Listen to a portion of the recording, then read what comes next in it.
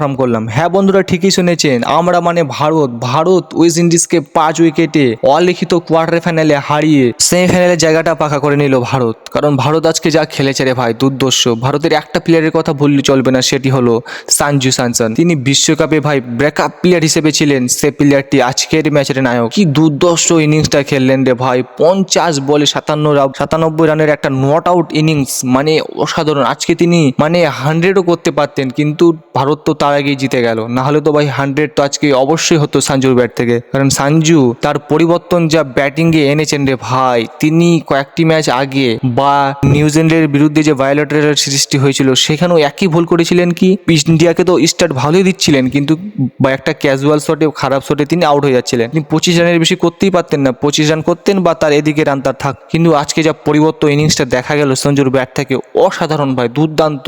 সেই ইনিংসটা ভারতের আজকে অনেক কাজে দিয়েছে রে ভাই। একার হাতে ওয়েস্ট ইন্ডিজকে ধ্বংস করে দিল, একার হাতে একার কাঁধে ভারতকে এতদূর নিয়ে গেছে এবং একার হাতে ভারতকে আজকের ম্যাচে জিতিয়েছে। আজকের ম্যাচের নায়ক ভাই সঞ্জু স্যামসন। কিন্তু অভিষেক শর্মা ভাই কি করছেন? অভিষেক শর্মা ভাই একটা ম্যাচে ভালো খেলছেন, তারপরের ম্যাচে ভাই হতাশ করছেন। অভিষেক শর্মার উপর ভাই মানে টিম ইন্ডিয়া ভরসা করতে পারবে না এবং ভারতীয় সমর্থকরাও ভরসা করতে পারবে না। তিনি আগের ম্যাচে 50 করেছেন, আজকের ম্যাচে ভাই 11 বলে 10 রান করে আউট। তিনি দুটা ক্যাচ ভাই ছেড়ে দিয়েছেন।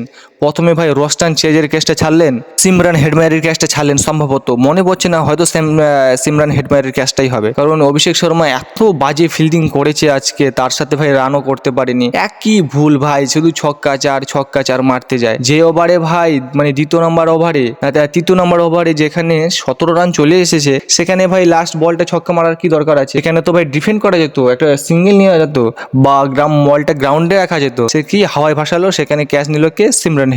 সিমরান হেডমায়ার আজকে দুর্দান্ত ফিল্ডিং করেছেন ভাই, 3-4টে ক্যাচ একাই নিয়েছেন ভাই। ইন্ডিয়ার অভিষেক শর্মা মানে ঈশান কিষানের উইকেট বা সূর্যকুমার যাদবের উইকেট তিনি একাই নিয়েছেন, একাই তিনি ক্যাচ ধরেছেন। আর ঈশান কিষানও ভাই তাড়াহুড়া করে মারতে গিয়ে আউট। মানে ইন্ডিয়ার প্লেয়ারগুলো শুধু একটাই মাইন্ডসেট যে আসবো আর বল হাওয়ায় রাখবো, ছক্কা চার পেটাবো। সেটা করলে তো হবে না রে ভাই। যে ওভারে 10 রান 12 রান 15 রান চলে আসতেছে, তারপরেও কি দরকার আছে? সেখানে ভাই বিরাট কোহলির কথা মনে পড়ে যায়। বিরাট কোহলি বা রোহিত শর্মারা হলে যদি যে ওভারে তারা 17 রান 16 রান হয়ে গেছে, সেই ওভারে আর কোনোদিনও মারতে যেত না। সেই ওভারে একটা সিঙ্গেল নিয়ে ডবল নিয়ে ম্যাচ মানে ওভারটা কাটিয়ে দিত। কিন্তু এরা মানে এদের মাইন্ডসেট হচ্ছে মানে প্রত্যেকটা বল ছক্কা 4 পাঠাবো। এরকম করলে তো হবে না রে ভাই। এরকম করলে কি করে হবে? একটা ম্যাচ তোমরা ভালো খেলছো, তারপরে তোমরা এইভাবে আউট হয়ে যাচ্ছ, তো টিম সমস্যায় পড়ছে। কারণ টিম তো তোমাদের নিয়ে প্ল্যানিং করে আসে, কিন্তু তোমরা সেটার মানে প্রতিফলন করতে পারছো না।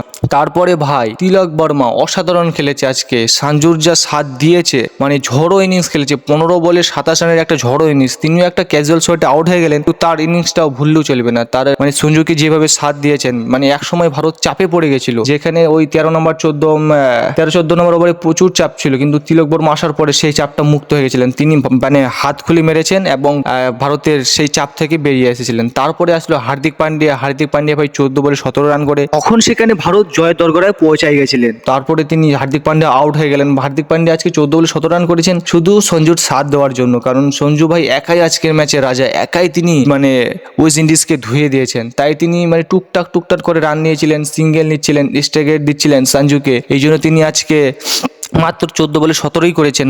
তার স্ট্রাইক মানে হাই ছিল না আজকে। হার্দিক আউট হওয়ার পরে আসেন শিবম দুবে তো ভাই লাস্ট ওভার তা খেলেন, কারণ সঞ্জুর সাথ দিয়েছিলেন। তিনিও 4 বলে 8 রান করেন এবং সঞ্জু লাস্ট ওভারে মানে 20 নম্বর ওভারে একটি 6 এবং একটি 4 মেরে ভারতকে জেতান। এবং কি অনবদ্য ইনিংসটা খেলেছেন রে ভাই। যে প্লেয়ারটা ব্যাকআপ ওপেনার হিসেবে ছিল, তিনি চান্স পাচ্ছিলেন না, সে প্লেয়ারটি আজকের ম্যাচের হিরো, আজকের হাই ভোল্টেজ ম্যাচের হিরো। তিনি যা খেলেছেন রে ভাই, মনে রাখার মতন ইনিংস বা অসাধারণ ইনিংস। এই ইনিংসটি দেখার পর আর সঞ্জুকে টিম ম্যানেজমেন্ট ড্রপ করার কথা ভাববেন না নেক্সট ম্যাচগুলিতে। এরপরে আসি ভারতের বোলিং নিয়ে। ভারতের বোলিং আজকে ভাই সেরকম ভালো কিছু হয়নি, কারণ সব বলাটাই মার খেয়েছেন। সব বলাটা ভাই 30-এর উপরে রান দিয়েছেন। প্রথমে আশদীপ সিং এর কথায় আসে। আশদীপ সিং 4 ওভার বোলিং করে 43 রান দিয়েছেন, কোনো উইকেট পাননি। তারপরে হার্দিক পান্ডিয়া ভাই 4 ওভারে 40 রান দিয়ে একটা শুধুমাত্র উইকেট। অক্ষর প্যাটেল 4 ওভারে বোলিং করে 35 রানে কোনো উইকেট পাননি। তারপরে আসে বুমরা বিশ্বের মানে সেরা বলার, তিনি ভাই 4 ওভারে বোলিং করে 36 রান খেয়েছেন, সাথে 2টি উইকেট নিয়েছেন। এবং বরুণ চক্রবর্তী তিনি ভাই